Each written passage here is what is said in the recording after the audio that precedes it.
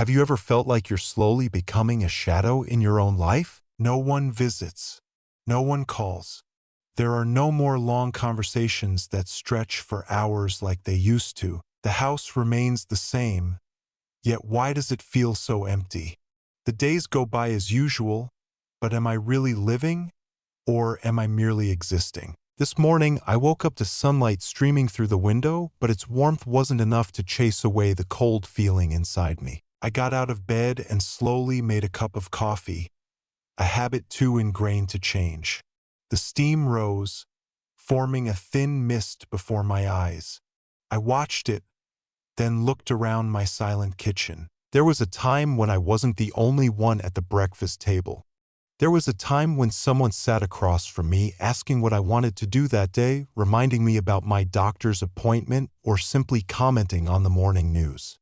But now all that remains is the faint ticking of the clock on the wall. I reached for my phone and scrolled through my contacts. So many familiar names, yet was there anyone I could really call at this moment? I stopped at one name, an old friend, someone I used to meet every week. But how long has it been? 3 months? 6 months? Maybe even longer. I put the phone down. I didn't want to bother anyone. Everyone has their own life, their own responsibilities. Stepping out onto the porch, I looked at the street in front of me. It used to be livelier than this. Children ran along the sidewalks, neighbors gathered by their fences, chatting about trivial things. I remember the evenings when my wife and I sat here, sipping tea, watching life unfold before us. But today, though the street is still filled with people, I no longer feel like I'm a part of its rhythm. I stand on the sidelines, watching the world go by unnoticed. And so, I decided to take a walk. I passed by the park near my house, where a group of elderly people was chatting. They sat in a circle, laughing heartily. An elderly woman playfully patted an old man on the shoulder, both of them chuckling as they reminisced about their youth. Nearby, a small group was playing chess, engaged in lively discussion. I paused watching them, and my heart suddenly felt heavy. I used to have a group of friends like that. We met every Saturday afternoon, drinking coffee, talking about life. But then life happened. Some moved away, some grew weaker, and some left this world entirely. And here I am, left alone with only my memories. I once believed that aging meant accepting loneliness. But today, standing in the warmth of a beautiful sunny day, I ask myself, is it really true that I no longer have a chance to rediscover joy? Maybe I was wrong. Maybe I'm not the only one who feels this way. Maybe out there, others are also longing for someone to talk to share with, to remember the beautiful moments of life together.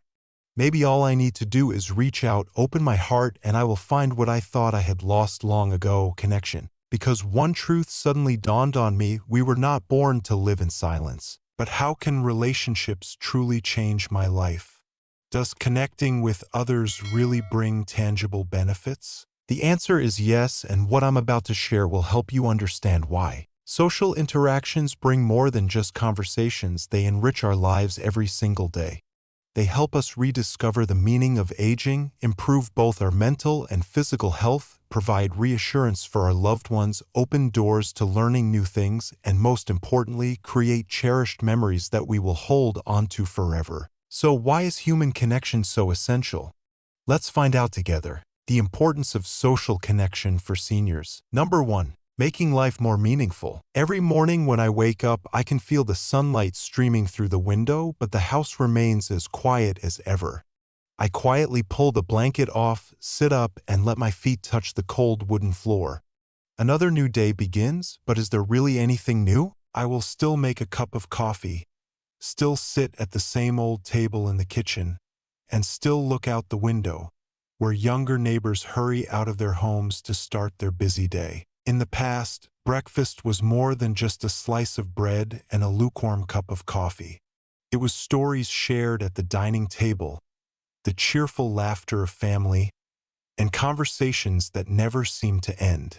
Back then, every morning, I had something to look forward to. But as time passed, my children grew up, each living their own lives, and I gradually got used to the silence in the house. But have I truly gotten used to it, or have I simply accepted it reluctantly? I suddenly realized that joy does not come from what we have, but from what we share. A meal tastes better when there is someone to enjoy it with. A story becomes more meaningful when there is someone to listen. And each day will not feel empty if I have someone to share it with. Perhaps it's time for me to do something to make life more than just a long stretch of silence. Number 2. Improving mental and physical health. Loneliness doesn't just leave a person feeling empty, it also affects the body. Without anyone to talk to or share with, I found myself withdrawing, losing motivation to do the things that once brought me joy. I started sleeping more during the day, just to make time pass faster. Meals became simpler and dull, and sometimes I didn't even bother cooking properly. Every evening I sat in front of the TV, but I wasn't really paying attention to anything. I felt tired and sluggish, not because I had done too much, but because I had done nothing at all. I read that seniors with an active social life are less likely to develop Alzheimer's, depression, and heart disease. But was it really true? I was skeptical until one day I decided to make a change. I remember the first time I joined a local walking club. I didn't expect much. I just thought a little exercise might help me feel healthier. But to my surprise, it wasn't just my body that felt better. My mood lifted too.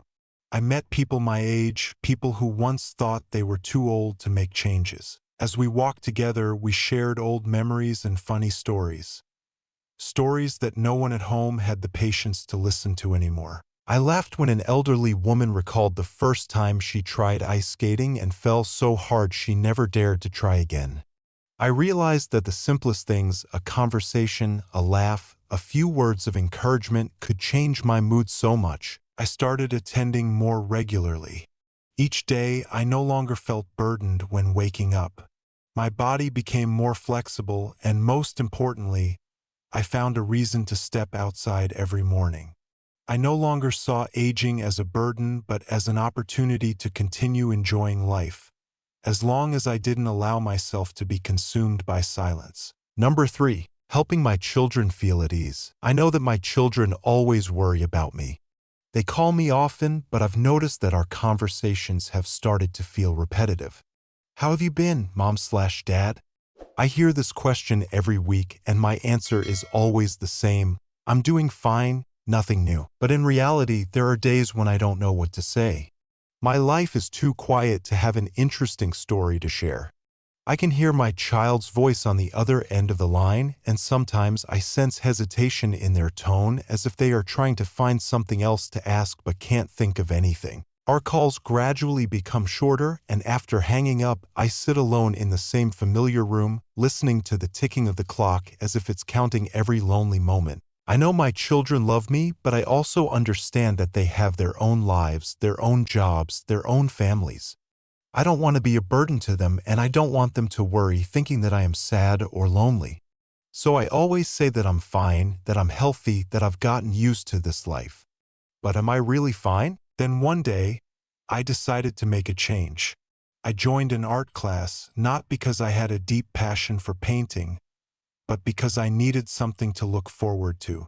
For the first time in a long while, I felt excited as I held a paintbrush, mixed colors, and placed my first strokes on paper. And then, during my next conversation with my daughter, I told her that I had started taking painting lessons. At that moment, I saw a relieved smile on her face. "That's great, Mom. You should be enjoying life, not just sitting at home waiting for our calls." I laughed, but then I realized that my happiness wasn't just good for me, it also reassured the people who love me. From that moment on, whenever my children called, I didn't just tell them what I had eaten or whether I had slept well. I told them that I had met a new friend, that I had learned an interesting painting technique, that I was planning to attend a tea party with my neighbors. Our conversations became livelier, and I could feel the genuine relief and happiness in my child's voice. I once thought that living a joyful life was something I needed to do for myself, but now I understand it's also a gift I can give to my children.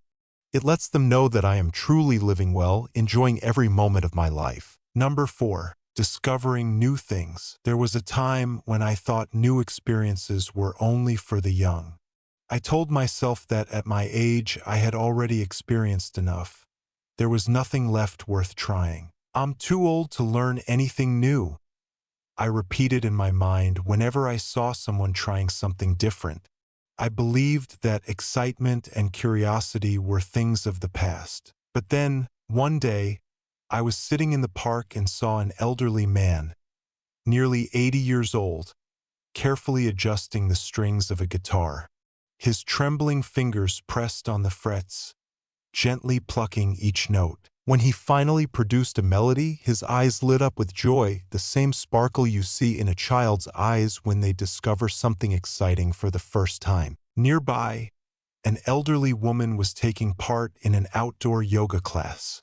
She laughed in delight when she successfully held a pose she had never tried before, and as her friends clapped and encouraged her, her smile grew even brighter. I watched them and asked myself what was stopping me from trying something new. I had no answer, so I decided to give myself a chance. The first time I joined a dance class, I felt shy and hesitant. My steps were clumsy, and I worried about making mistakes, about people noticing and judging me. But then I realized that with good company, everything becomes easier. No one cared about who danced better, no one laughed at anyone for missing a step, we were simply there to enjoy the moment. Each day in that class made me feel a little younger. Not because I was turning back time, but because I allowed myself to live with the excitement and curiosity that I once thought I had lost. I realized that it's never too late to explore, to learn, and to find joy in experiences I never imagined I would have. Number 5. Creating meaningful memories. Life is a journey, and I can choose to walk it alone or open my heart to finding companions along the way. In the past, I thought that growing old meant settling into a quiet corner and simply passing the days. But then, I realized that age should not be a barrier separating me from the world around me. I saw my friends planning small trips. They weren't passionate travelers, nor were they young enough to embark on long adventures. But they didn't travel because they needed to reach some faraway place. They did it because they knew those trips would bring unforgettable moments, laughter, stories, and photographs that would be cherished forever. I used to think that traveling was a luxury for the elderly, but then I understood that it's not about where we go, it's about who we go with. I no longer let time slip away in silence. I started opening myself up to social gatherings, accepting invitations for coffee, and taking afternoon walks in the park with new friends. I realized that at any age, we can still create beautiful memories and find things that bring us joy. A morning coffee tastes better when shared with someone, not just because of its flavor, but because of the stories exchanged with each sip. An afternoon becomes more meaningful when there's someone to talk to reminisce with, and to laugh about the little things in life. And in the end, I've come to understand that a fulfilling life isn't defined by the number of years we've lived, but by the people we've met, the memories we've made, and the joy we've shared. Growing old is not the end of the journey, it's a new chapter, one where we can continue writing meaningful pages as long as we don't choose to live in silence. You're never too old to find joy again. Happiness has no age limit, nor is it bound by time. Sometimes all we need to do is open the door to new conversations, new friendships, and experiences we've never tried before. Growing old doesn't have to mean isolation or meaningless days. It can be the most beautiful stage of life if we know how to embrace it. By connecting with others, sharing our stories, and allowing ourselves to welcome new joys, we can make every moment worthwhile. A simple greeting, a friendly gathering, or a cup of coffee with a friend could be the beginning of unforgettable moments we never expected. If you agree with this message, don't forget to like and subscribe to help us spread meaningful lessons for seniors. Because age does not define life, it's how we choose to live each day that truly matters.